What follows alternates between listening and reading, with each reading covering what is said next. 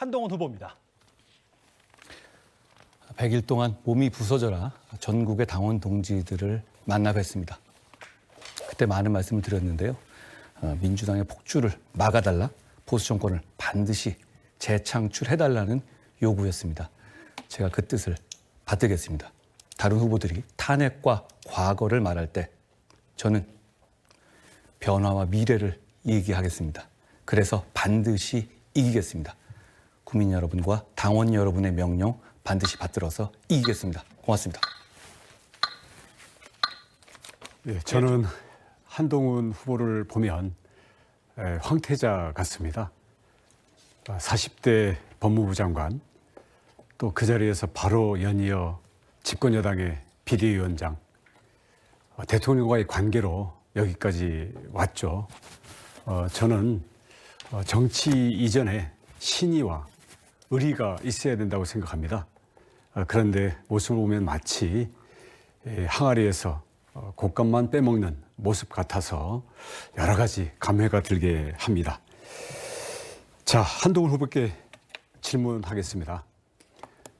최상병 특검 받아야 합니까? 민주당이 제기하고 있는 최상병 특검은 절대로 받아서는 안 되는 특검이고요. 그 이유는 민주당이 직접 특검을 정하게 돼 있기 때문입니다. 그리고 그 특검이 무소불위의 권한을 갖게 되어 있기 때문입니다. 그렇기 때문에 저는 절대 받아서는 안 된다고 생각하고 대통령님의 거부권 행사를 적극적으로 지지합니다. 제3자가 하는 특검안을 제안을 하셨잖아요. 그 안대로면 특검 받아야 합니까? 특검 받는 문제가 아니라 저는 지금 이 상황을 민심을 감안해서 그 정도의 대안을 제시하는 것으로서 국민들로부터 저희가 이 보훈과 안보의 이슈에서 소극적이고 도망가지 않는다는 메시지를 드려야 한다고 생각합니다. 저는 대안을 드린 것이고 원희룡 후보께서는 어떤 대안을 갖고 계신지 오히려 제가 궁금합니다. 자, 민주당이 그 제3자 안을 받아들이면 특검 받아야 합니까? 저는 제출해야 한다는 말씀을 드렸죠. 제출해서 민주당이 그것을 받으면 특검 받아야 합니까? 원 후보님 말씀은 저희가 무슨 대단한 숨길 것이 있는 것 같은 잘못된 메시지를 국민들께 드리고 계신 거예요. 저희는 숨길 게 없습니다. 대통령실도 숨길 게 없습니다. 그렇기 때문에 그걸로 인해 가지고 이상한 결과가 나올 리가 없습니다. 공정한 특검이기만 하면요. 저는 민주당 아니건 제3자 아니건 특검은 그게 시작하면 대통령을 겨냥한 수사로 갈 수가 있기 때문에 저는 출발부터 막아야 한다고 생각합니다. 다음 질문입니다. 한동훈 후보님, 한동훈 특검 민주당 그리고 조국혁신당에서 지금 추진하려고 하는데요. 어떻게 해야 합니까? 저는 말씀드린 바와 같이요. 이미 그 내용들은 경찰과 공수처의 수사가 끝난 상황이고요. 새로운 사정 변경이 없습니다. 그냥 사법적으로 처벌을 앞둔, 수감을 앞둔 사람의 개인적인 한풀이다 이렇게 생각합니다. 그 이후의 판단은 상식적으로 진행될 거라고 생각해요. 지금 한동훈 특검에 지금 민주당과 조국혁신당이 다시 추가하려고 하는 것들 여러 가지 의혹들이 있지 않습니까? 한동훈 후보께서는 이거 수사를 해도 뭐 나올 게 문제될 게 없죠? 말씀하십시오. 예. 네. 아까 그 최상병 특검 대통령께서 수사를 받더라도 뭐 나올 게 없기 때문에 수사를 해야 한다고 한다면 한동훈 특검도 마찬가지 아닙니까? 저는 지금 최상병 특검과 관련한 부분은 저희가 충분히 국민들께 잘 설명할 수 있는 기회를 여러 차례 실기한 면이 있다고 생각합니다. 그렇기 때문에 그 민심을 감안해서 어떤 돌파구를 마련해야 한다는 말씀을 드린 겁니다. 지금 말씀하시는 그런 내용들은 원희룡 후보께서 민주당이 말하는 그런 억지 주장에 대해서 올라타고 계시잖아요. 저는 오히려 원희룡 후보의 그런 태도가 문제라고 생각합니다. 자, 말씀 다 하셨죠? 네. 최상병 특검은 아직 혐의도 지정이 되지 않았는데 민주당이 주장하는 그 흐름에 일단 내맡기고 막상 본인이 관련된 한동훈 특검은 안 된다. 그리고 그게 수사가 끝나서 혐의가 없다. 바로 이런 모습 때문에 이게 항아리에서 곶감을 빼먹는 모습이 아닌가 이렇게 생각하는 거고요. 자, 나경원 후보께 묻습니다. 최상병 특검 받아야 합니까? 받을 수 없죠. 이유는요? 우리 당의 그 당론 그리고 대통령실의 입장은 이렇습니다. 최상병 특검은 민주당의 정략적인 특검이다.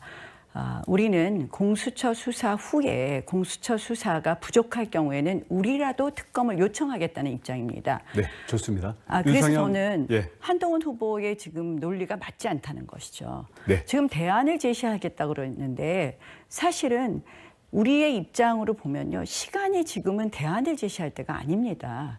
네, 좋습니다. 일단 윤상현 후보님, 네, 받아야 합니까? 저희는 일단 공수처 수사를 지켜봐야 합니다. 그리고 미진했을 경우에 특검을 자청을 하겠다는 그런 당론적인 입장을 가지고 있습니다. 네, 저는 한동훈 특검이든 최상병 특검이든 민주당이 그런 정치적인 계략을 깔고 하는 특검은 단호히 반대하고 비록 108석이지만 뭉쳐서 싸워야 한다고 생각합니다. 그러면 특검 법안도 결국 종이 조각에 불과합니다. 자, 그런 면에서 한동훈 후보님, 이렇게 저희 새 후보 그리고 지금 우리 당의 당론 그리고 대통령 본인도 반대하고 있는데 어떻게 설득하시겠습니까? 저는 제가 이 새로운 대안을 제기해서 판이 좀 바뀌었다고 생각해요. 지금까지 저희는 이 보훈과 안보의 이슈에 있어서 저희가 오히려 뭔가 숨기고 있지 않느냐라는 식의 비판을 받아왔거든요. 특검을 찬성하는 쪽과 특검을 반대하는 쪽. 그런데 제가 이 대안을 낸 다음에 상황이 바뀌었습니다. 민주당이 제기하고 있는 무지막지한 특검과 제가 얘기하는 공정한 특검, 이 두 찬반의 구도로 바뀌었거든요. 저희는 이것으로 분명히 제가 말씀드린 것의 효용을 이미 발휘하고 제 있다고 생각합니다. 주도권이니까. 자, 마지막 질문이 되겠네요. 지금 제안을 한 것 자체로 판이 바뀌었다고요? 그것은 많은 분들이 심지어는 우리 한동훈 후보를 지지하는 분들도 지금 이 특검 버튼을 누른 것이 결국 탄핵으로 이어질 것이라는 또 전면적인 당정 충돌과 당내 분열로 이어질 것을 우려하고 있습니다. 지금이라도 그 입장을 바꿔주시기를 공고합니다. 제가 답할 시간을 받을 수 있겠습니까? 시간은 다 됐기 때문에 아마 이후에 주도권 토론 이어지니까요. 여기서 정리하도록 하겠습니다. 다음은 주도권 윤상현 후보가 쥐게 됩니다. 시간은 마찬가지로 7분입니다. 우리 한동훈 후보님, 제가 이제 우파 시민분들의 염려가 있어서 검증 차원에서 몇 가지 질문을 드리겠습니다. 우리 원희룡 후보는 인간 트루킹 무의혹이라고 이제 공격을 했는데 그게 뭘 얘기를 하는 겁니까? 우리 당의 전 최고위원께서 예. 본인이 직접 거기에 가담이 됐노라고 발표를 했지 않습니까? 예. 그 부분을 이야기한 겁니다. 그러면은 우리 한동훈 후보는 이게 이제 사법 리스크가 있으면은 당 대표로서 임무 수행에 여러 가지 힘들 것 같아서 검증 차원에서 말씀을 드립니다. 일단 장해찬 최고위원이 여론조성팀이 있다. 또 인간 트루킹 의혹이 있다.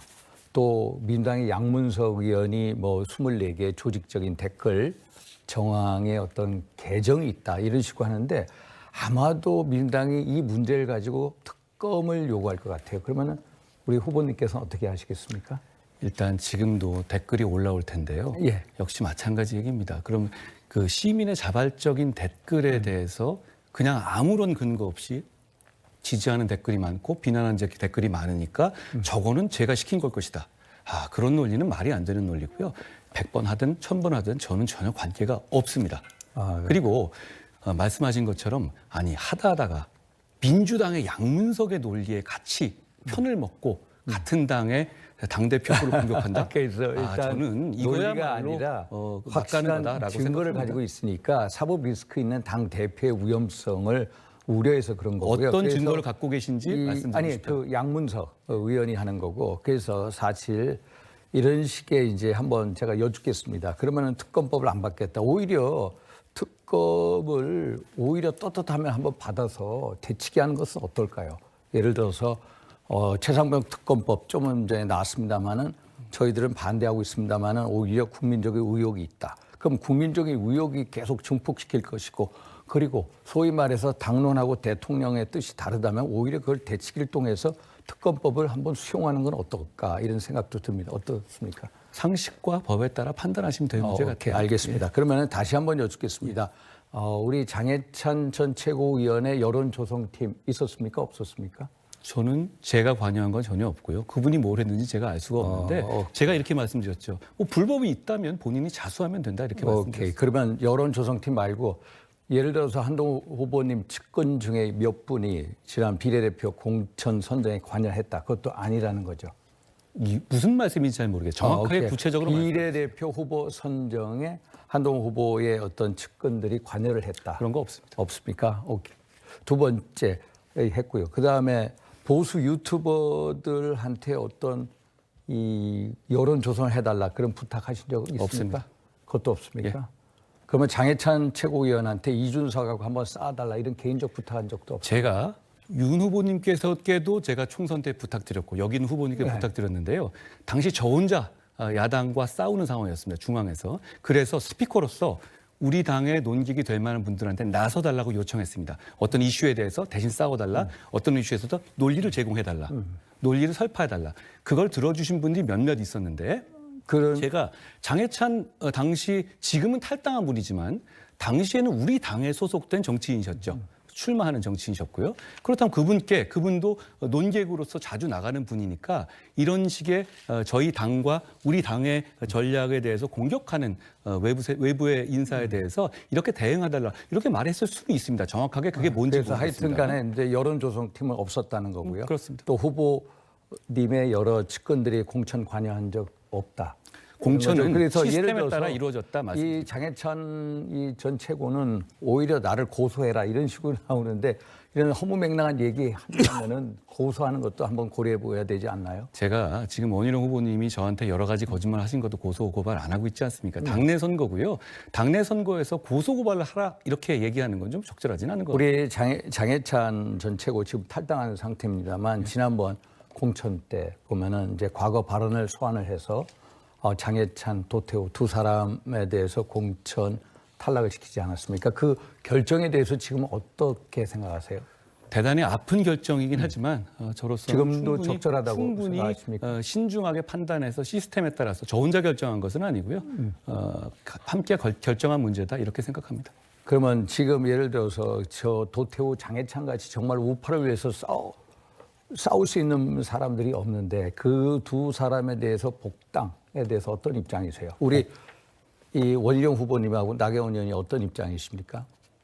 저는 복당시켜야 된다고 우리 봅니다. 나경원 후보께서는 저는 이 복당을 반대할 이유는 없다 이렇게 봅니다. 그러니까 찬성한다. 우리 한동훈 후보님은 저는 당을 탈당해서 무소속으로 출마한 분들에 대해서 어떻게 복당을 하는지에 대해서 당에 명확한 절차가 있다고 생각합니다. 그 절차대로 따라야 할 문제라고 생각합니다. 그래서 저희들은 복당을 찬성하고 일단은 좀 유보적인 입장을 가지셨는데 우리 보수 우파분들이 항상 하는 얘기가 이 선관위 이 얘기를 꼭 해달라고 합니다. 선관위의 부실 선거 관리 의혹 이런 여러 가지 얘기가 있지 않습니까? 비대위원장 시절에 이 문제를 한번 직접적으로 다뤄볼 생각을 안 하셨는지요? 예를 들어서 선관위의 부실 선거 사례에 대해서 어떤 청문회를 한다든지 국정조사 얼마나 야당은 껐다가면 청문회하고 국정조사를 합니까? 그런데 우리 청문회 한 적도 없고 국정조사 한 적도 없습니다. 심지어 부실 관리 의혹이나 부정선거 의혹에 대해서도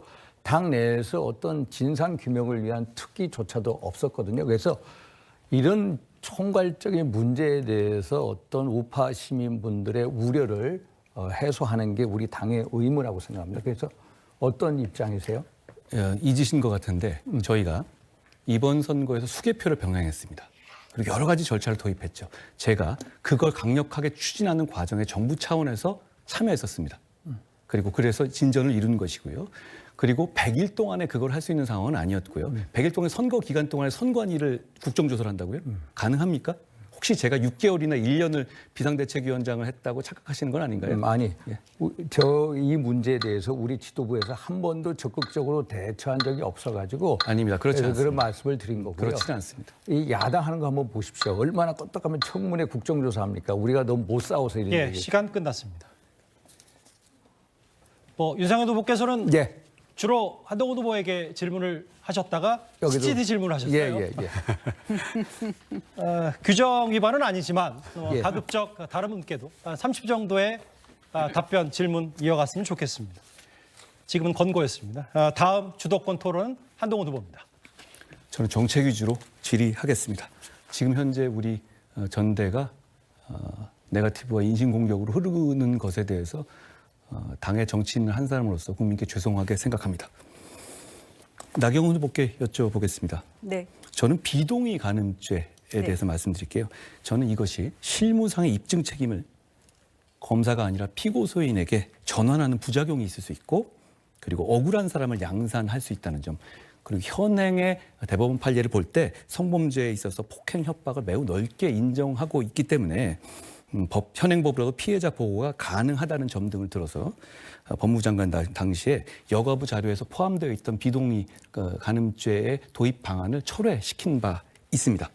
물론 저는 스토킹 반의다불벌죄 처벌이라든가 한국형 제시카법이라든가 이런 피해자를 위한 법도 많이 추진한 바 있는데요. 나 후보님께서 2018년 9월에 자유한국당 의원으로서 비동의 간음죄 도입을 담은 형법 개정안을 발의하신 바 있습니다. 거기에 대해서 피해자보다 가해자 시각으로 바라보는 우리 법 체계를 손질해서 올바른 방향을 제시하기 위함이라고 말씀하셨습니다. 저는 이 문제는 건설적인 찬반 논란 가능하다고 생각하는데요. 당시에 그 법을 발의하신 이유와 그리고 지금의 생각이 어떤지 제가 듣고 싶습니다. 그거는 이제 20대 남성들이 제일 관심 있는 커뮤니티에서 관심 있는 주제이죠. 사실은 이제 비동의 간음죄를 제가 발의할 때는 그 당시 사건이 잘 기억이 안 나는데요. 안희정 사건. 예. 그래서 그때 안희정 사건과 관련해서 사실 위력에 의한 경우에 이런 경우에 비동의 간음죄를 발의하는 것이 맞지 않겠느냐 하고 그 당시 발의를 했었습니다. 그러나 말씀하신 것처럼 비동의 간음죄가 여러 가지 오히려 또 다른 피해자를 양산할 수 있는 부분이 있고요. 상당한 그런 우려가 있고 말씀하신 제시카법이라든지 이런 부분으로 또 보완할 수 있는 부분이 있어서 제가 최근에도 몇 번 그 질문을 받았었습니다. 총선 과정에서도 질문을 받았고요. 그래서 그때 제가 총선 이전에도 한번 의견을 밝혔는데요. 조금 그 당시에는 그러한 이유로 발의를 했었으나 다시 생각해 보니 비동의 간음죄에 대해서는 유지하는 것이 맞지 않겠다라는 입장을 분명히 밝혔었다는 말씀을 드립니다. 네. 고맙습니다. 원희룡 후보께 질문 드립니다. 역시 정책 질문인데요. 지난번에 제가 여쭤봤었을 때 갑자기 물어서 기억이 잘 안 나신다고 하니까 다시 물어보겠습니다. 외국인 투표 관련한 법안을 발의하신 바 있습니다. 본인이. 그런데 현재 이 원희보 후보님께서 발의해서 통과시킨 그 법으로 현재 투표권을 가지게 된 외국인은 거의 중국인이 대부분입니다. 그런데 중국은 우리나라의 상호주의를 인정하지 않고 우리나라 제외 국민에게 투표권을 전혀 인정하고 있지 않죠. 당시에 저는 그렇기 때문에 그 어느 분이 발의하신 그 법에 반드시 상호주의 조항을 넣어야 한다라는 입장을 장관 때부터 강력하게 견지해 왔습니다. 당시 어떤 경위로 이런 법률을 직접 발의하셨는지 상세히 말씀해 주시고요. 혹시 마음이 바뀐 거라면 어떤 경위로 마음이 바뀌신 것인지도 설명해 주시면 좋겠습니다. 예, 우리 시청자분들이 오해할 수 있게 말씀을 하시는데 그게 제가 주도해서 발의한 게 아니라 공동 발의자 중에 한 명으로 들어가 있습니다. 실제로 여기 우리 윤상현 의원님이나 나경원 의원님 보시지만은 우리 일부 의원들이 10명을 채워야 법안을 발의할 수 있기 때문에 품앗이처럼 같은 당끼리 많이 해주게 됩니다. 그래서 그 문제점들은 실제 심의 과정에서 반영을 시키도록 돼 있죠. 그래서 그걸 마치 제가 주도해서 발의했던 것처럼 하시는 것은 사실과 다르다. 이렇게 말씀을 드릴 수 있고요. 당시에 제 기억으로는 그 법은 아마 우리 제1교포를 주로 의식해서 만든 법인데 지금 말씀하신 것처럼 결국 그 후에 우리 중국 인들의 이 지방자치 이 참여에 대한 이런 문제가 불거지면서 지금 지적하신 문제가 저도 심각하게 생각하고 있습니다. 그래서 이런 점들은 법 시행 과정에서 문제가 있으면 특히 중국과는 상호주의 문제가 있기 때문에 그 점에 대해서는 저는 시정을 해야 된다고 생각합니다. 지금 생각이 바뀌신 거네요? 바뀐 게 아니라 당시에는 공동 발의에 들어갔고 그 법이 통과됐는데 시행 과정에서 문제가 나왔기 때문에 그거는 당연히 법은 문제가 있으면은 변화 발전하는 제가 것이죠. 지도권이니까. 다만 그 법이 지금 이 상황을 예견할 수 없었던 상황이 아니었던 점을 말씀드리고, 다만 좀 제가 실망스러운 것은 품앗이고 이름만 넣어줬다? 그럼 그 법에 대해서 국회의원이 의정 활동을 하는 데 있어서 이름을 넣어줬으면 그게 곧 발의한 것 아닌가요? 그 차이가 전 뭔지 잘 모르겠는데요. 우리 한동훈 후보께서는 아직 국회의원 생활을 안 해보시지 않습니까? 그래서 실제 입법이 발의되는 과정이라든가 우리 같은 당에서의 동료들의 서로의 지원 활동에 대해서 겪어보지 않아서 그러신데요. 그렇게까지 단정 지을 문제는 아니라는 것을 말씀드립니다. 알겠습니다. 자, 근데 다시 한번 이거 어차피 의회주의의 본질에 관한 것이니까요. 품앗이로 이름 빌려주는 게 책임질 일이 아니다. 본인의 생각과 다른 법이라도 품앗이로 이름을 빌려줄 수 있다. 이런 말씀을 하고 싶으신 건가요? 자꾸 그런 식으로 이제 몰고 가시는데요. 실제 우리 나경원 의원님이나 우리 윤상현 의원님한테 한번 물어보십시오.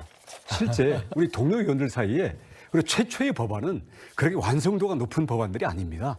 우선 발의를 해서 상임위, 소위, 그리고 전체 본회의, 그다음 여러 또 다른 법안들이 같이 들어오면서 병합심의해서 결국 이게 집단적으로 만들어져 나가는 하나의 과정이거든요. 그런 점을 감안해서 봐주시기 바랍니다. 국민들께서 잘 판단하실 것 같고요.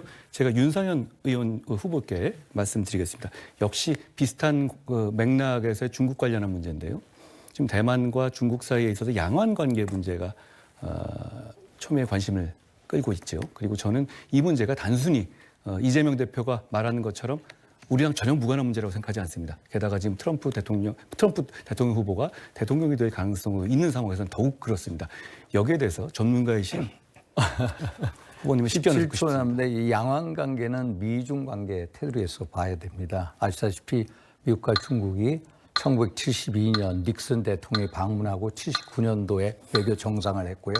하나의 중국의 원칙이 있고 대만은 중국의 일부입니다. 그래서 양안 관계의 평화, 안정, 또 일방적 힘의 변경에 반대 이런 거가 원칙이 우리 그걸 따르고 있습니다. 알겠습니다.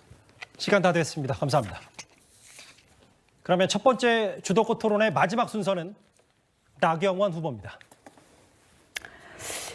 제가 이제 뭐 정책 질의를 해주셔서 참 감사하기도 한데 한동훈 후보가 이제 이 뭐 당 대표다 이런 자리는 다 지도자의 자리인데요. 말씀하시는 법안들, 뭐 비동의 간음죄, 외국인 투표권 이런 부분은 사실 이제 외국인 투표권은 지난번에 그 당시에 이제 제1동포들이 투표권을 못 가지는 것 때문에 우리가 이런 걸 주면 일본도 투표권을 주겠지 하는 그런 아마 상호주의에 관한 그런 것 때문에 우리가 그때 발의했던 것으로 기억이 납니다. 그때 저는 발의는 안 했지만 이제 찬성했었던 기억이 나는데요. 사실은 이런 법안들은 보면 이제 이 특정 커뮤니티에서 굉장히 관심이 많은 법안들이에요. 그래서 저는 사실은 좀 지도자라면 큰 그림의 좀 법안들을 말씀하시면 좋겠는데 이번에 이제 법안들 나오시는 뭐 여러 가지 정책들 나오시는 거 보면 뭐 금투세 폐지, 종부세 뭐 이런 얘기들 또는 뭐 늘 나오는 이야기들, 단통법 폐지 이렇게 나오는데 제가 크게 하나 던진 게 외국인 근로자에 대해서 최저임금을 구분 적용하자 이런 제안을 했습니다. 여기에 대해서 세 후보 모두 그냥 예스, 노, 찬성, 반대 10초씩만 말씀해 주시기 바랍니다. 찬성하십니까? 반대하십니까? 예. 외국인 근로자에 대해서는 차등 적용할 수 있어야 된다고 생각합니다. 찬성합니다.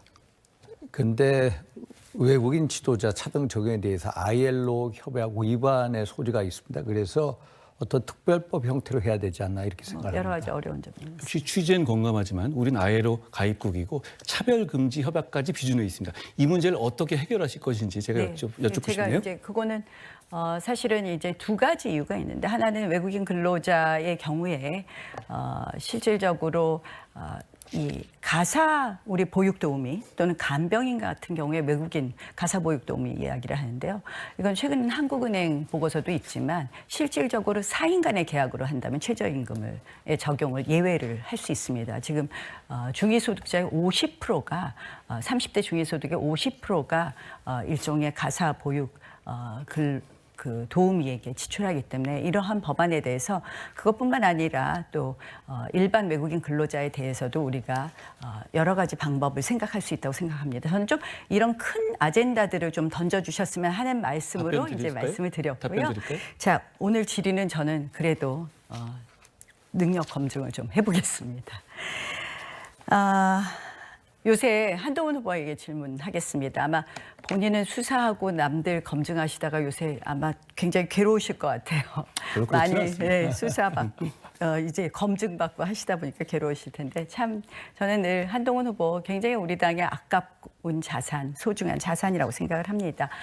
본인도 말씀하신 것처럼 많은 분들이 만류하셨습니다. 이번 당대표 출마를. 저는 그 이유가 있다고 생각합니다. 최근에 정말 우리 당에서 역사상 보여지지 않는 물리적 충돌 사태가 있었습니다. 어떻게 보면 출마하시는 것 자체가 이렇게 당의 분열을 가져올 수 있다. 또 대통령과의 관계에 있어서도 이런 파탄 나신 부분에 있어서 분열을 가져올 수 있다. 이런 걱정들이 있어서 그런 말씀들을 하셨을 거라고 생각을 합니다. 제가 작년에 사실 연판장 사건을 겪으면서 정말 그때 출마하고 싶었지만 제가 출마하면 또 끊임없는 분열이 될 것 같아서 선당후사하는 마음으로 제가 접었었습니다. 또 하나 측면은 분열될 수 있다라는 우려고 또 하나는 조금 준비가 덜 되시지 않았을까. 훌륭한 자산이지만 아직 당대표로서는 좀 준비가 덜 되시지 않았나.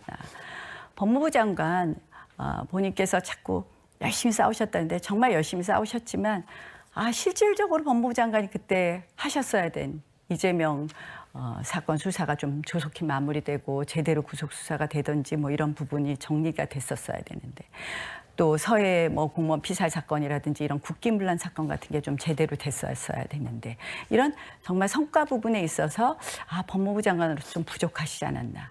또 비대위원장도 마찬가지입니다. 사실은 100일이 짧다고 하지만 준비가 된 분은 저는 100일도 길다고 생각을 합니다. 뭐 김종인 비대위원장 이 당 저 당 가서 비대위원장 하셨는데 100일 안 되는 기간에도 성과를 내시기도 했습니다. 그래서 지금 당대표 하시는 게 또 준비가 부족한 것 아닌가 하는 많은 우려들이 있는데요. 저는 이제 그런 걸 넘어서 이 대권 이야기를 늘 하시는 분인데 그 대권 지지율도 좋고 질문을 부탁드려도 될까요? 그러면 질문하겠습니다. 예. 저희 당원 단계에 따르면 이번 당대표가 만약에 대권을 나가려면 내년 9월에 그만둬야 됩니다. 내년 9월에 그만두시겠습니까? 아니면 계속 하시겠습니까? 저는 지금 그거 생각할 때는 아닌데요. 내년 9월에 만약 이 중에 누가 당대표가 되든 간에 그 사람이 우리 보수 정치에서 상대를 이길 수 있는 후보로서 각광받는다. 그럼 누구라도 그만둬야 한다고 생각합니다. 아니 다른 사람 얘기하시지 말고 내년 9월에 제가 제 얘기를 말씀드린 거예요. 그러니까 제 말씀은 이제 당대표를 하다가 잘해서 그런 게 아니라 대권을 생각하고 하시니까 그렇게 되지 않나 이런 생각이 듭니다. 그러면 내년 9월에는 괜찮았는데 내년 12월에는 그만둔다? 이런 말씀 하실 수도 있잖아요. 무슨 말씀인지 잘 모르겠네요. 아니 그러면 9월에 그만두셔야 되는데 10월에는 갑자기 그럼 내가 나가야 된다. 그러면 당원 단계로 고치십니까? 우리 당은 더불어민주당처럼 특정인을 위해서 당원 당규를 쉽게 고치는 정당이 아닙니다. 그러면 이제 내년 9월 지나서는 만약에 그만두시지 않으면 계속 대권은 접으시겠다. 이렇게 해석하면 되겠나요? 그렇게 해석을 미리 하실 문제는 아니고요. 제 일은 제가 알아서 하겠다는 말씀을 드립니다. 아니 그게 아니라 9월 지나면은 대선은 못 나가시거든요. 그러니까 대선에 꿈이 있다면 내년 9월에 그만두셔야 되거든요. 규정이 바뀌지 않는다면 대선에 나갈 당대표는 9월 이전에 그만둬야 되지 않겠습니까? 꼭 제 얘기가 아니더라도요. 아니 본인 얘기를 물어봤는데 제가 당대표가 되는 걸 너무 기정사실로 하시는 거 아닌가요? 아니 물어보는 겁니다. 자 원희룡 후보 어떠십니까? 원희룡 후보도 늘 대권을 말씀하시는데 내년 9월에 그만두실 겁니까? 안 그만두실 겁니까? 당대표가 되게 되면요. 네.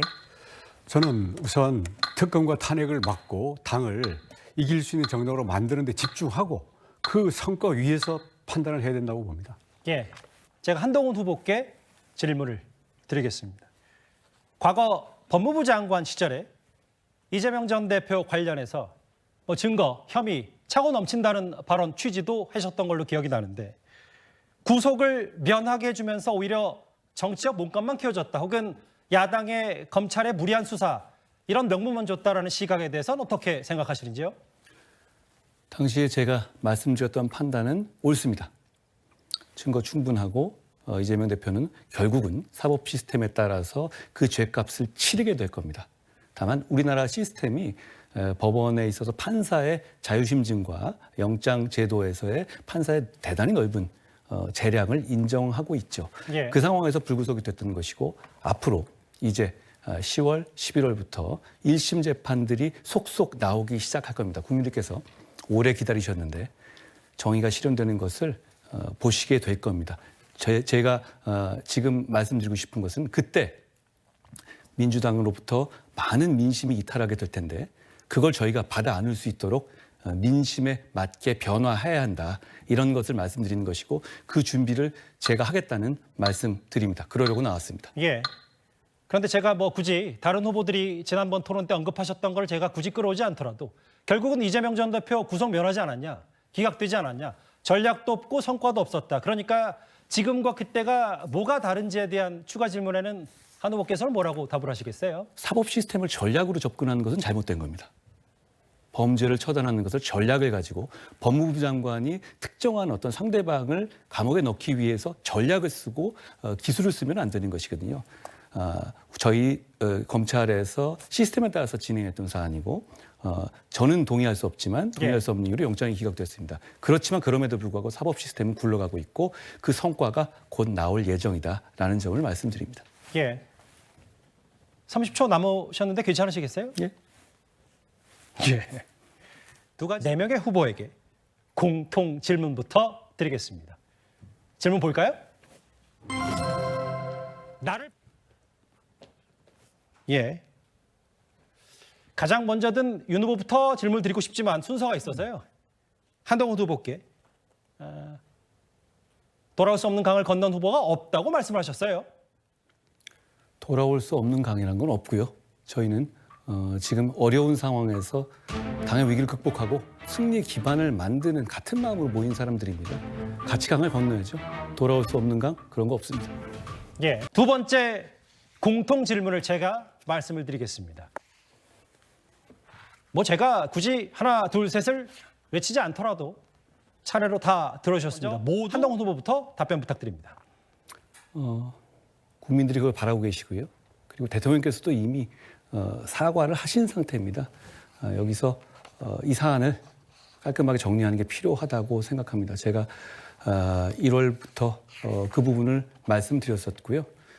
그 과정에서 결국 관철되지 못했었는데 지금이라도 사과하고 국민들께 이해를 구하는 것이 필요하다고 저는 생각합니다. 예, 먼저 한동훈 후보입니다. 보신 그대로입니다. 박근혜 전 대통령의 기소는 정당했다. 5를 들어주셨어요. 정당했다. 30초 답변 부탁드립니다. 저는 당시에 검사로서 직무를 수행했던 것이고 그 과정에 대통령님과도 치열한 토론을 하고 많은 고민을 했습니다. 그런 점에서 직무상으로 그렇게 했던 것을 말씀드렸고 다만 박근혜 전 대통령께 죄송하게 생각합니다. 인간적으로. 예. 그리고 대통령님을 지난 총선 과정에서 만나서 대통령으로부터 따뜻한 말씀을 많이 들었고 여러 가지 정치적인 조언도 많이 들었다라는 말씀드립니다. 정당했다. 다만 뭐 도의적 정치적 얘기까지 덧붙여 주셨어요. 두 번째 주도권 토론의 시작은 나경원 후보부터 하겠습니다. 원 후보한테 먼저 질의하겠습니다. 원 후보는 사실 이번 전당대회를 시작하면서 한 후보에게 굉장히 많은 의혹을 제기했습니다. 댓글, 사천, 뭐 이런 거 제기했는데 오늘은 또 조금 전에 페이스북을 보니까 댓글에 대해서 뭐 애매모호하게 또 쓰셨더라고요. 증거가 있습니까? 없습니까? 댓글요? 댓글 4천, 2가지, 3가지 제기하셨죠. 한 후보한테 그게 사실이라면 사퇴하라고. 댓글하고 그다음 그 사천. 김경률 그 인사 문제 그리고 공천의 문제점 이 3가지를 제가 네, 묶어서 얘기를 한 증거가 거고요. 있습니까? 없습니까? 제가 제기한 것은 공천의 문제점이었죠. 나머지는 그런 그 의혹들이 제기되어 있는데 사실이라면 어떻게 책임질 거냐라는 걸 물었기 근데 때문에 저는 사실은 좀 안타까운 게요. 좀 명확하게 말씀을 하시면 좋겠다는 생각이 들어요. 명확한 증거가 있거나 명확한 좀 설명이 있어야지. 그렇지 않으면 사실 그게 사실이면 한 후보가 이 자리에 있으면 안 되고요. 그게 또 그러한 합당한 의혹 제기가 있으면 조금 더 설명이 있어야 된다. 제기하시고 그다음 설명이 좀 부족하다. 그러니까 계속해서 더 논란만 키우는 것 아닌가 이런 생각을 합니다. 그래서 지금이라도 조금 더 설명하실 게 있으면 설명을 지금 대답을 아니, 한 하라는 게 가지만. 아니라 예. 설명을 좀 하시면 좋겠다는 말씀을 드립니다. 검증은 우리 내부 경선에서 필수고요. 정치인의 아니, 그러니까 운명입니다. 검증이 그래서 필수라는 건 검증 아는데 차원에서 제기할 수 있는 의혹이 과연 어느 정도 증거를 가져야 되느냐. 우리는 수사기관이 아니죠. 그래서 충분히 그거를 본인의 다- 답변을 다 드려야 될 제가- 그런 문제가 있다고 다 한다면 제가 열고 들어도 원 후보가 이제 그동안 이렇게 하시는 게 좀 거칠었다. 그러면 지금이라도 좀 더 소상히 설명할 게 있다면 소상히 설명해야지 그런 식의 의혹 제기는 조금 전당대회에 바람직하지 않았다는 부분을 분명히 지적합니다. 공방이 이제 한 후보한테 지나치게 좀 격하게 진행된 질의하겠습니다. 부분들은 사실은 짚어볼 부분이 있다고 생각합니다. 자, 한 후보. 아까 댓글 의혹에 대해서 본인은 고소하지 않겠다 이렇게 얘기를 하십니다. 잘못 들었습니다. 뭐라고? 댓글 의혹에 대해서 왜 고소 안 하냐고 했더니 뭐 원 후보도 고소 안 하고 우리 전당대회에서 나온 경우인데 뭐 고소를 안 하겠다고 말씀하셨죠. 아까 질문에. 정확하게 말씀드리면 저한테 문제 제기를 하는 분들이 제가 댓글을 지시했다는 말은 또 안 하십니다. 아니 근데 지금 내용이 아니 자 그러니까 말씀을 들어 자 보세요. 원 후보 댓글 원 후보에 대해서 고소 안 하겠다. 맞습니까? 틀립니까? 현재까지는 안 하고 있습니다. 네, 장해찬 전 최고에 대해서는 맞습니까? 틀립니까? 말씀드린 것처럼 그분은 제가 뭘 했다는 얘기를 안 합니다. 저는 그렇게 안 아니요, 들렸습니다. 잘못 어쨌든 이해하신 저는 거고요. 그렇게 안 들렸습니다. 잘못 이해하신 겁니다. 자, 뭐 그거는 저 국민들께서 판단하실 거라고 그러시겠죠. 생각합니다. 그러나 어쨌든 제가 드리는 말씀은 그 댓글에 대해서 저는 여태까지 한 번도 같이 의혹 제기를 하거나 하지는 않았지만 민주당에서 이 부분에 대해서 특검을 하겠다고 하니 특검에 추가하겠다고 하니까 그냥 이렇게 가볍게 보시지는 말고 제대로 대응을 할 준비를 하셔라라는 말씀을 하고요. 정치가 좀 그렇습니다. 그러니까 준비하시라는 말씀을 드리고 제가 이번에 이렇게 댓글 이런 걸 보면서 사실 어제의 물리적 충돌은 너무 극렬했어요. 저희 당에서 한 번도 보지도 못했던 거예요. 근데 그 근원은 무엇인가 보면 지금 출마할 때가 아닌 한 후보가 출마를 하고 또 거기에 따라서 또 원 후보가 출마를 하면서 이 일종의 아직 이르다면 너무 이른 일종의 대권을 향한 서로의 충돌이 있지 않나. 그러다 보니 죽자고 충돌을 하다 보니 우리 당에서 정말 볼 수 없었던 장면이 나왔습니다. 특히 또 그 두 후보 간의 충돌뿐만 아니라 이번 전당대회에서 굉장히 낯선 풍경이 많았는데요. 이제 주로 한 후보 지지자들이 조금 더 그동안 우리 당에서 볼 수 없는 낯선 풍경을 좀 보여줬습니다. 뭐 야유를 하거나 뭐 여러 가지 손동작을 하거나 그런 게 있었는데요. 저는 이런 말씀을 좀 드리고 싶어요. 사실 댓글도 마찬가지인데 이 팬덤 정치라는 것이 매우 좋은 긍정적인 측면도 있지만 이러한 팬덤 정치가 지나칠 경우에는 상당히 우리 정치에도 해악이 될 수 있다. 한동훈 후보 개인에게뿐만 아니라 이런 부분에 대해서 좀 자제시킬 그런 의향이 없나 하는 것을 좀 여쭙고 싶습니다.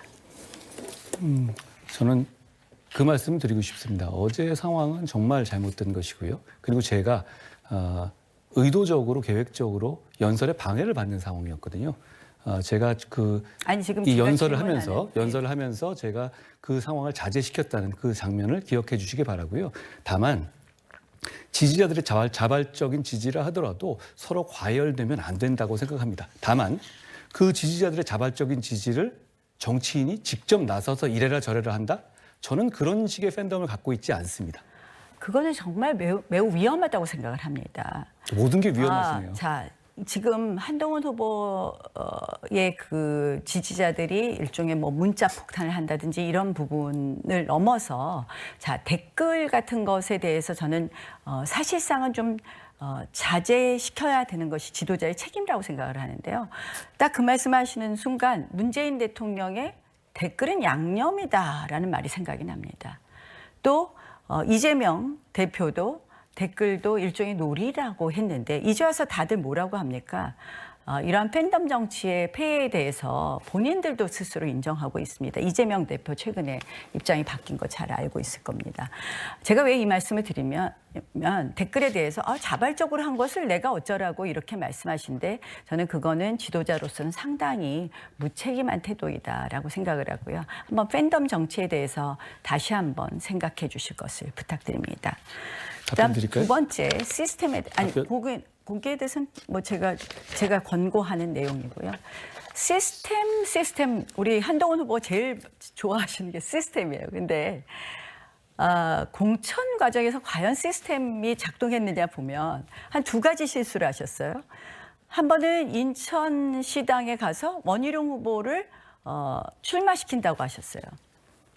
그다음 두 번째는 서울시당 신년인사회에서 김경률 후보가 4월 달에 출마할 거라고 했습니다. 그때 보니까 공천심사위원회하고도 얘기가 안 된 거고 사실은 그 지역에 있었던 위원장하고도 이야기가 안 된 거였습니다. 질문이 필요한 시점인데요. 시스템 공천 맞습니까? 당시 그 상황에 대해서 옆에 앉으셨던 나경원 의원님도 잘했다라고 옆에서 저한테 말씀하신 기억이 납니다. 제가 지금 말씀드리는 것은 예.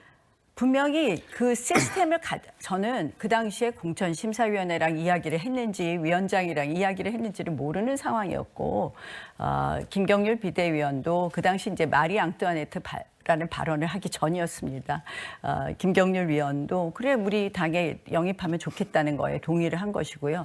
제가 질문한 것은 그 당시 공천심사위원회와 이야기를 했었냐 또는 아니면 그 당시 위원장들하고 이야기를 했었냐. 그게 시스템 공천이었습니까? 당시에 저희는 이 분위기 반전이 필요한 상황이었죠. 그런 상황에서 원희룡 후보나 이런 분들을 전략적으로 저희가 어떤 특정 지역을 통해 싸워보겠다라고 공표하는 것이 필요한 상황이었고요. 내부적인 충분한 논의를 한 상황이었다라고 말씀드립니다. 그 상황을 나경원 후보님도께도 옆에 설명드렸던 걸로 기억합니다. 정리를 할까요? 왜냐하면 나경원 후보께서 뭐 유감스럽게도 제가 질문을 좀 빨리 들었으면 좋겠다는 두 번의 약간의 주의를 줬기 때문에 제가 한동훈 후보에게 10초 정도의 발언 기회를 드렸다는 점, 뭐 나 후보께서도 충분히 이해하실 거라고 생각이 듭니다. 두 번째 주도권 토론의 다음 순서는 이번에는 원희룡 후보가 주도권을 쥐게 됩니다. 네. 한동훈 후보에 대해서는 이 당의 정체성, 왜냐하면 입당한 지 얼마 안 됐기 때문에 또 그동안 밝혀진 많은 우리 당과는 전혀 관계가 없는 그런 많은 그 관계들 때문에 의문을 가지신 당원들이 많이 있습니다. 또 법조 분야에서는 오랜 경력과 전문성을 충분히 쌓으셨지만 당대표라는 자리는 여러 분야를 아울러야 되는 자리이기 때문에 이와 관련해서 또 우리 당원들이 궁금해하시는 게 많습니다. 이와 관련해서 몇 가지 질문을 드리겠는데 우선 입당하신 지 얼마나 되셨나요? 12월에 됐죠. 제가 비대위원장으로 영입되면서부터입니다. 예, 한 7개월 됐네요. 자, 첫 번째 질문입니다. 대한민국 건국일은 언제입니까? 이렇게 하시네요. 예. 저는 대한민국이 우리 재헌의회가 출범하면서 건국됐다고 생각합니다. 그러면은 1940 몇 년인지 말씀하시죠. 예, 저는 이런 식의 아니 뭐 제가 적절하지 퀴즈를 않다고 내려는 건 전혀 생각해요. 아닙니다. 퀴즈를 내고 계시잖아요. 예. 퀴즈를 내려는 뜻은 아니고요. 예. 저는 그 재헌국회 또 대한민국 건국의 시점을 잡아주신 것에 대해서 감사드립니다. 그러니까 그 점에 대해서는 많은 당원들이 동의를 하실 거라고 보고요. 다음 두 번째 질문입니다. 사회적으로 좀 뜨거운 이슈일 수 있는데요. 동성혼 합법화 어떻게 생각하십니까? 저는 이 차별은 있어서는 안 된다고 생각해요. 다만 법제로서 어떤 제도를 가족 제도를 편입시키는 것은 여러 가지 권리 의무를 복잡하게 만들고 기존의 관계에 영향을 미칩니다. 저는 현 단계에서는 동성혼은 법제화해서는 안 된다는 입장입니다. 그러면 어느 단계에서는 할 수 있다는 겁니까? 세상은 변하고 세상의 단계에 있어서는 예전에도 미국도 안 그러다 인용됐죠. 이건 어떤 철학의 문제가 아니라 제도의 문제입니다. 현 단계에서는 할 수 없다 해서는 안 된다는 입장을 분명히 해둡니다. 예, 좋습니다. 저는 단호히 반대합니다. 왜냐하면 그 동성혼이라는 것은 가족제도 이전에 저는 우리 인간의 질서의 문제라고 생각하기 때문에 그렇습니다. 자, 세 번째 질문 드리겠습니다. 자, 차별금지법 어떻게 생각하십니까? 차별금지법은 4개 정도가 나와 있거든요. 지금 차별금지법에 대해서 기본적으로 민주국가가 차별을 금지해야 된다는 것은 누구나 동의할 겁니다. 그렇지만 그 규정을 보면 인권 이외에 과도한 권한을 인정하고 있고 권리 의무를 부과하고 있고 형사처벌 규정을 만들고 있습니다. 그 법은 현재로서 통과돼서는 안 됩니다. 예, 그 차별금지법에 보면은 특히 예를 들어서 동성애에 대한 비판적인 발언을 하면 그게 바로 차별 행위로 간주되어서 금지되고 또 제재를 받는 그런 조항들이 되어 있는데요. 이런 점에 대해서는 반대하시는 겁니까? 제가 말씀드렸잖아요. 그게 권리 의무를 부과시키고 과태료라든가 형사처벌로 이어지는 관계가 된다면 안 된다라는 겁니다.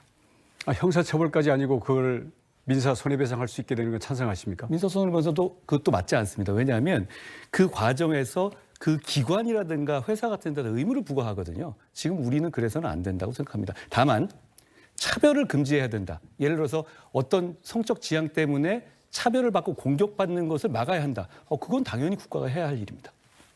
예, 저는 이 차별금지법에 있는 뭐 동성애든 또 여러 가지 이유에 대해서 비판하는 그러한 자유를 차별 행위라는 이유로 금지시키는 것은 우리 자유민주주의의 아주 기본인 표현의 자유를 근본적으로 침해하는 것이기 때문에 이런 법은 절대로 통과돼서는 안 된다고 생각합니다. 다음 질문 드리겠습니다. 이 초등학생들이 시험을 보는 것에 대해서 어떻게 생각하십니까? 시험 보는 것 자체는 교육의 방편이라고 생각합니다. 그걸 인류적으로 금지할 문제는 아니라고 생각해요. 네, 지금 초등학생들이 시험을 안 보고 있는 건 알고 계시죠? 예. 어떤 문제가 있나요? 학력이라는 것이 아무래도 자유를 완전히 부과하는 건 좋은데요. 학력이라는 것이 특히 어릴 때는 여러 가지 이 반복 학습이라든가 이런 그 동기부여를 좀 해줄 필요가 있다고 생각해요. 다만 시험을 안 보는 이 제도 자체도 여러 가지 고민 끝에 나온 겁니다. 잘 조화롭게 해석해야 한다고 생각합니다. 예전처럼 시험을 계속 몇 달 만에 한 번씩 보고 이 시스템으로 돌아가자는 뜻은 원 후보님도 아니실 것 같아요. 지금 초등학교에서 시험을 안 보기 때문에 부모들이 자녀의 과연 어떤지를 학습 상태가 어떤지를 알 수가 없습니다. 그러다 보니까 시험을 봐주는 학원으로 또는 국제학교 이런 경우로 오히려 부담이 가고 있다. 그래서 앞으로는 시험을 여러 가지 AI 튜터 같은 것도 활용할 수 있고 하니까 이런 점들에 대해서는 우리 부모들의 그 경쟁을 없앰으로써 그냥 스트레스를 안 준다. 이러한 소극적이고 사회주의적인 방식이 아니라 각 개인의 상태를 정확히 평가하면서 개인들이 선택할 수 있도록 그 기반을 제공해 주는 것이 오히려 더 공정한 것이라는 점에서 저는 필요하다고 생각합니다. 시험을 개인이 다음 질문 선택하게 한다는 드릴게요. 얘기인가요? 제 질문입니다. 탈세계화 아실 텐데요. 우리나라의 대응은 어떻게 해야 된다고 생각하십니까? 세계화에 대해서는 여러 가지 관점이 있을 수 있습니다. 하나의 관점으로 탈세계화에 찬성해야 된다, 반대해야 된다 이렇게 얘기할 문제는 아니라고 생각해요. 너무 질문 자체가 일도양단식인 것 같아요. 자, 그러면 저는 뭐 그런 챗GPT와 같은 대답을 바라는 건 아니고요. 이와 관련해서 구체적으로 몇 개 찝어보겠습니다. 자, 세계화에 대한 대응과 관련해서 한국과 일본 간의 FTA 해야 됩니까? 안 해야 됩니까? 저는 필요하다고 생각합니다. 필요하다고 생각하십니까? 예, 왜 필요하죠? 반대하는 분도 많지만 기본적으로 한일 관계 그리고 블록화가 되고 있는 상황이잖아요. 한미일 관계의 공조는 대단히 중요한 의미를 가집니다. 굳이 군사적인 문제, 어떤 세계 전략상의 문제를 떠나서 경제 블록상에서도 굉장히 중요한 의미를 가지기 때문에 좋습니다. 저는 저와 생각이 일치하니까 아주 고맙습니다. FTA를 체결해야 한다라고 자, 생각합니다. 다음 질문입니다. 자, 트럼프 당선 가능성이 높아져 있는데요. 자, 방위비 분담금 어떻게 해야 됩니까? 방위비 분담금 문제는 지속적으로 미국과 제기되고 있죠. 그리고 올해 아마 11월 정도면 이 새 미국 정부 출범 전에 어느 정도 완결이 될 겁니다. 그런데 그 문제에 대해서 저희가 정치권 차원에서 너무 정치적인 입장을 내세우게 됐었을 때 혼선이 있을 수 있습니다. 방위비 문제는 또 게다가 우리의 핵 무장과도 연관돼 있는 겁니다. 특히 트럼프 행정부가 들어올 때 더더욱 주도권 시간이니까요. 저는 그 문제에 대해서 이렇게 생각합니다. 우리는 더 이상 개발도상국이거나 아니면 과거에 그냥 가난하던 나라가 아닙니다. 그리고 세계 안보에 대해서도 저희의 부만큼 우리 국가의 위상만큼 기여를 해야 되고요. 대신 이 방위비는 공공의 영역이기 때문에 거기에서 만약에 부담을 더 하게 된다면 민간 영역에서 기업이나 우리 국민들 특히 미래 세대들이 미국의 민간 영역에서 더 많은 것을 받아올 수 있는 이런 것을 풀어내는 식으로 대응을 해야 되지 그냥 단순히 방위 분담금을 줄이는 것만으로는 안 된다고 생각합니다. 아무튼 여러 가지 점에서 게다가 독일 같은 주로 트럼프 행정부는 독일이나 이런 유럽에 대해서 문제를 제기를 많이 하고 있죠. 일치되는 부분이 많아서 감사합니다. 시간 비교적 잘 지켜주신 것 같습니다. 다음 주도권 토론은요. 오래 기다리셨습니다. 윤상현 후보입니다. 우리 한 후보님 아까 박근혜 대통령 기소 정당했다라고 하는데 다시 기소해도 기소문 하나도 고칠 수는 없네요. 그 당시 상황에서 제가 모든 걸 담당하는 건 아니었습니다. 저는 중간 간부였던 것이고요. 제가 최종적으로 결정하는 상황은 아니었다는 점 말씀드립니다. 어떤 정책 편향 이런 것은 없었습니까? 정치적 편향을 가지고 접근한 것은 아니었습니다. 예를 들어서 좌파의 선동 용어, 예를 들어 국정농단이라든지 경제 공동체라든지 이런 단어가 이 기소문에 다 들어가 있어가지고 경제 공동체란 말이 기소에 들어있지는 않을 겁니다. 그건 아마 그래요? 언론에서 얘기한 걸 것이고요. 다만 그 시점 당시에 굉장히 여러 가지 많은 정치적 얘기들이 있었잖아요. 저 후보님은 반대하셨지만 후보는 탄핵에 찬성하셨거든요. 그러면 그때 나왔던 정치적 언어들은 굉장히 험했습니다. 그런데 사실 그것을 제가 기소 내용을 가지고 저한테 그렇게 박근혜 말씀하시는 건 대통령 적절하지 않아 기소를 보여요. 보면은 이 삼성물산 제일모직 합병건에 있어서 이재용 당시 부회장으로부터 묵시적인 청탁을 받고 그거에 대한 삼자 내불이 최서원한테 갔다. 그런데 최서원하고 박근혜는 경제 공동체다. 소위 말해서 세상에 어떻게 묵시적인 청탁이 있을 수 있느냐. 청탁하면 말로 하지. 그래서 난 세상에 이런 논리를 처음 봤는데 이런 거에 대해서 어떤 문제점이 있다고 생각해 보신 적 없어요? 대법원 판결에 따른 것이고 다 유죄 판결은 난 사안이죠. 사면되고 했지만 저는 우리 국민들께서 우리 지지자들께서 특히 탄핵의 강을 어렵게 건너셨다고 생각합니다. 그렇게 다시 끄집어내셔서 탄핵의 강으로 다시 밀어넣는 것은 저는 정치인이 할 일은 제가 이 아니라고 말씀을 생각해요. 왜 드리냐면은 지금 이제 야당이 계속 윤석열 대통령에 대한 이 탄핵 공세를 멈추지 않고 있어서 우리가 탄핵의 강을 건너는 것도 좋지만은 적어도 한번 이 박근혜 대통령 탄핵을 통해서 한번 되돌아볼 필요성이 있어 이런 말씀을 드렸고요. 우리 요번에 이제 선관위 슬로건을 보면 항상 전당대회 연설 때마다 보수의 진보라고 나오는데 원효 후보님 보수의 진보 뭔지 아세요? 무슨 말인지 잘 모르겠습니다. 그래서 저는 보수의 진보라는 게 우리가 보수가 변할 깨해서 좀 더 나아가자 이런 의미로 받아들이고 있는데 우리 국무위원 하셨죠, 우리 두 분. 작년 그 1월 달인가 윤석열 대통령께서 신년사를 발표합니다. 이 3대 개혁 과제를 말씀하시면서 3대 개혁이 안 되는 두 가지 구조적 요인을 말씀하시거든요. 혹시 기억나세요? 말씀해 주시면 제가 듣겠습니다. 혹시 기억나세요? 지대 추구 이런 맞습니다. 네. 기득권 유지와 이제 지대 추구를 말씀하셨는데 대통령의 워딩이 뭐냐면은 기득권 유지와 지대 추구에 매몰된 나라에는 미래가 없다. 대한민국의 미래와 미래 세대의 운명이 걸린 이제 노동, 교육, 연금 개혁 더 이상 미룰 수 없다. 이렇게 말씀을 하셨거든요. 그게 어떤 대상인지 혹시 아세요? 카르텔로 많이 지적됐던 것 같습니다. 네, 카르텔이고 예를 들어서 민노총 등 기존 노조를 얘기하는 것 같은데 사실 대통령께서는 정말로 중요한 화두를 던지셨고 어떤 적폐청산 노력을 하셨어요. 근데 우리 당을 되돌아보니까 야, 우리 당이 한 게 뭔가. 우리가 이번 전당대회를 치르면서도 서로 어떤 네거티브 공방이 있고 이렇게 전개되는 이유가 하나의 이유가 있다면 우리가 아직도 공통의 목표를 가지고 있지 않다. 공통의 목표, 소위 말해서 어쩌면 공동의 적이라고 할 수도 있겠죠. 그래서 독일의 정치 철학자 칼 슈미트가 얘기하기를 정치라는 건 간단하게 적과 동지를 구분하는 거다 이렇게 얘기했는데 질문을 해주실까요? 우리 우파의 적은 어디로 보십니까? 우리 한동훈 후보님?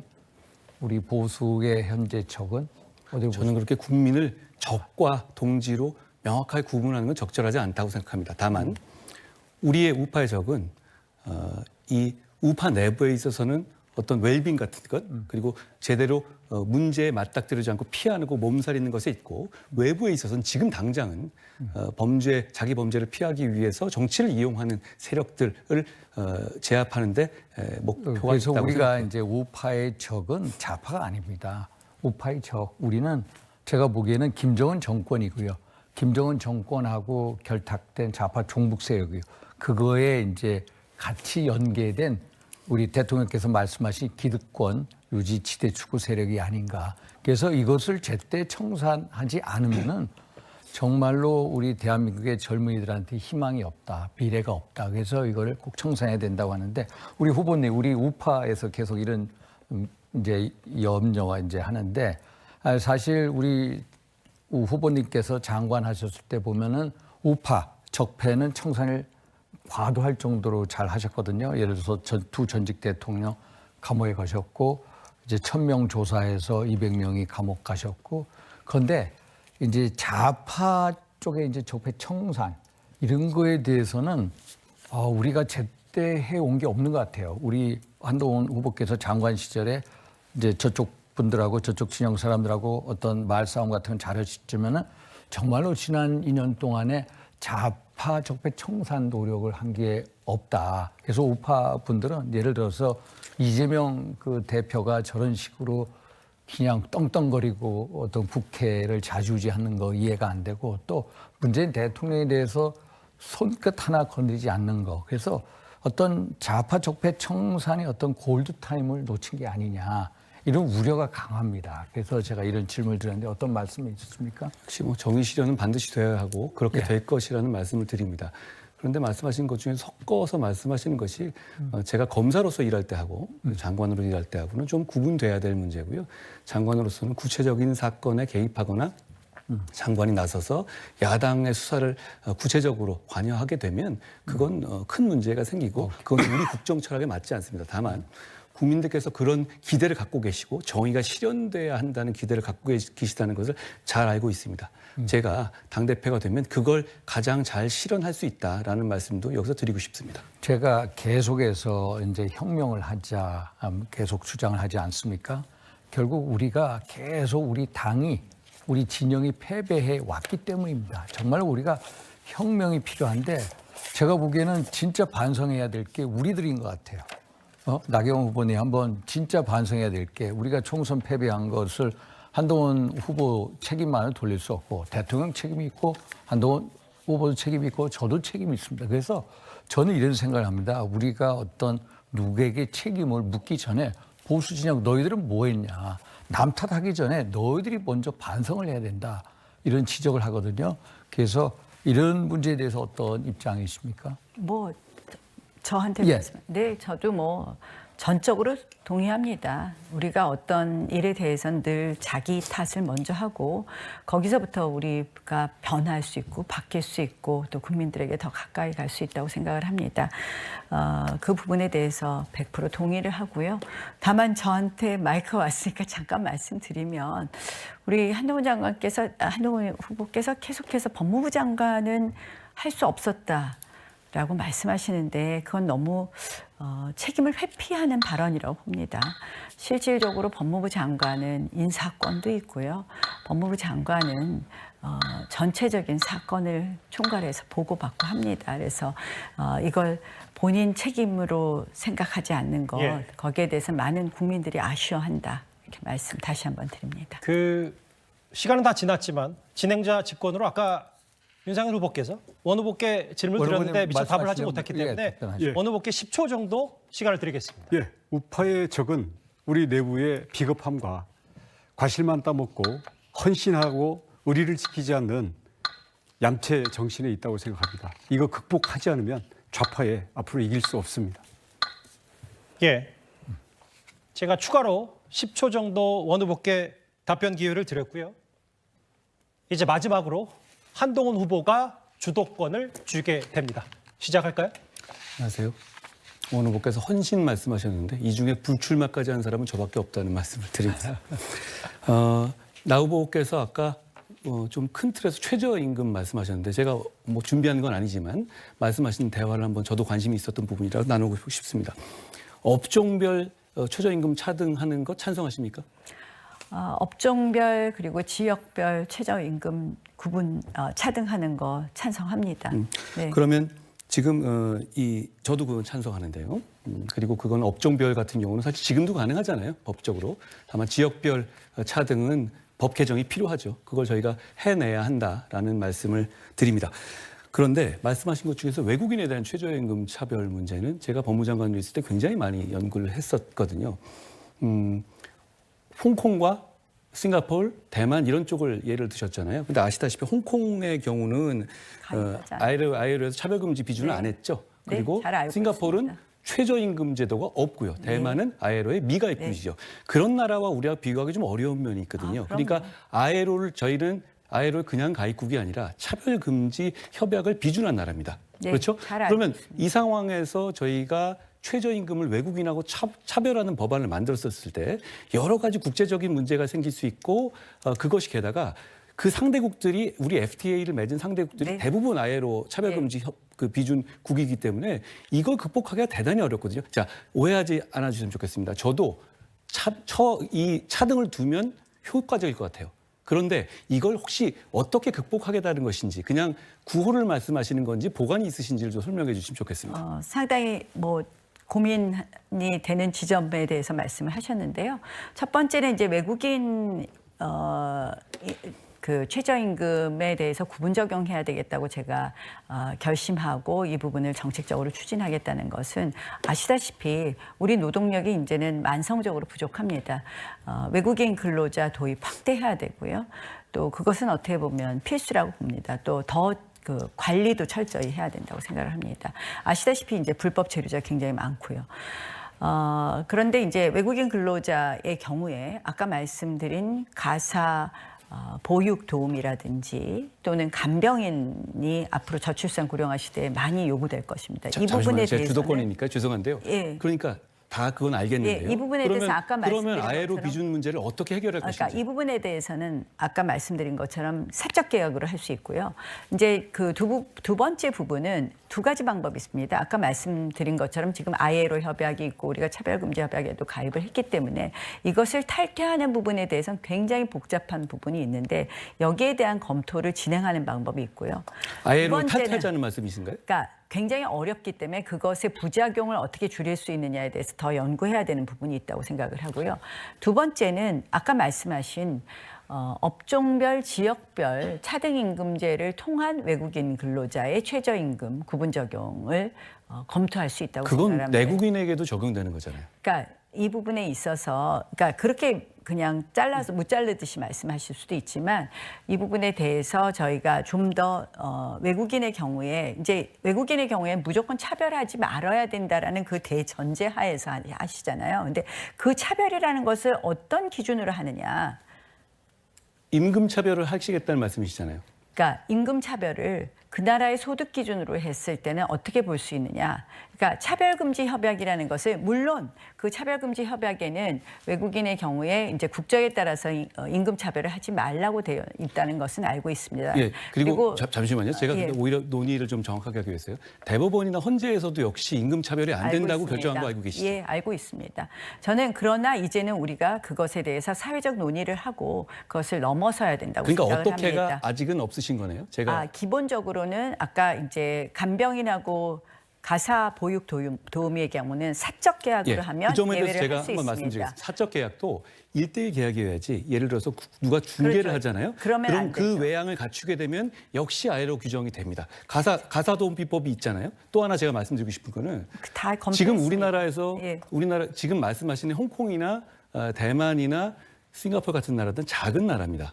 특히 이제 싱가포르나 홍콩이 많이 가사도우미 쓰는데 이 나라들은 그렇게 싼 노동력이 들어와서 다른 곳으로 유출되기가 어려워요. 다른 산업들이 없으니까. 그런데 우리나라는 문제는 뭐냐면 우리나라 조선소에 그냥 한국말을 못하고 그냥 손으로 작업만 할 수 있는 사람도 최저임금보다 훨씬 높은 그 돈을 주어도 오지 않습니다. 그러니까 우리나라 가사도우미로 만약에 다 모든 게 해결됐었는데 최저임금 이하로 데려온다. 그럼 이 사람들의 유출을 막을 방법이 사실상 없어요. 그게 이제 그동안에 우리의 늘 논리였죠. 그러나 저는 일종의 그 외국인 근로자 도입 확대를 우리는 검토해야 된다고 생각을 하고요. 지금 왜냐하면 어차피 우리 인력난이 있습니다. 그리고 그 관리를 철저히 하는 것이죠. 제가 법무장관이었지 않습니까? 이미 굉장히 많이 늘어나 있고요. 더 늘어나고 그러나 있습니다만. 한번 농촌을 가보셨나요?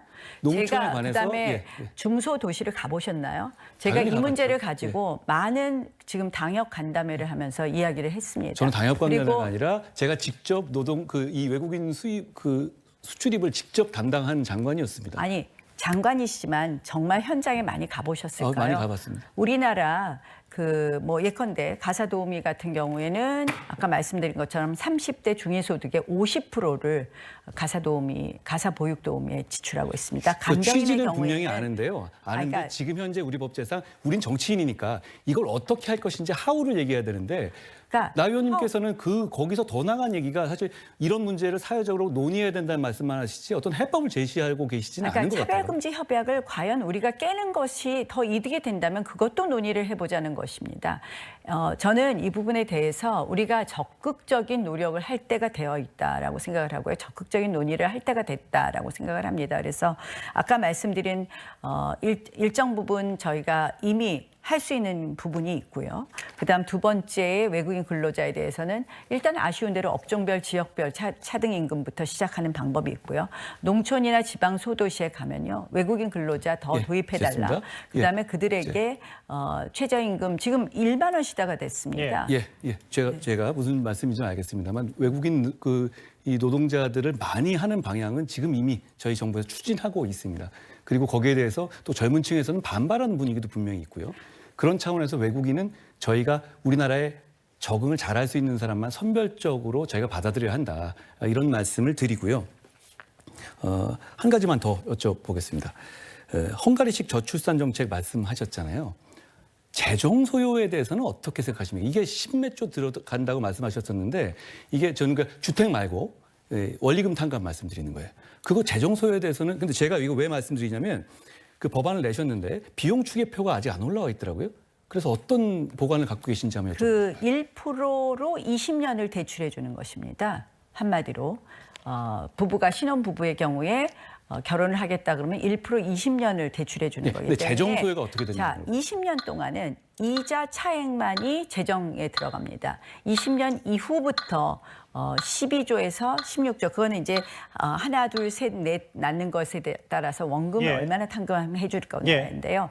20년 후에 우리나라 예산에 비추어 봐서 12조에서 16조는 감당할 수 있다 이렇게 보고 있습니다. 한동훈 후보에게 질문을 드리겠습니다. 보신 그대로입니다.